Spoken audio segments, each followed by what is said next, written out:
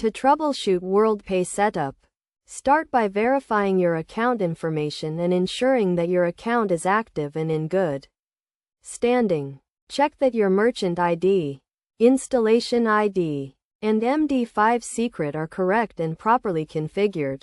These details are crucial for a successful WorldPay setup. Next, review your payment gateway settings to confirm that the correct payment methods are enabled and that the payment processing rules are properly configured. Check that the payment gateway is properly integrated with your website or application, and that the necessary API credentials are in place.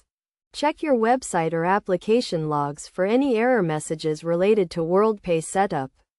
Common issues include incorrect API credentials, invalid payment method configurations, and insufficient permissions. Review the WorldPay documentation and support resources to ensure that you are using the correct API endpoints and parameters. Test your WorldPay setup using a test payment to identify any issues with the payment processing workflow. Check that the payment is successfully processed and that the correct payment status is returned.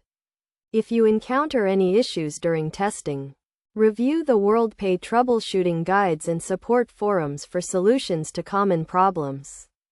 Ensure that your SSL certificate is properly configured and up to date, as this is required for secure payment processing.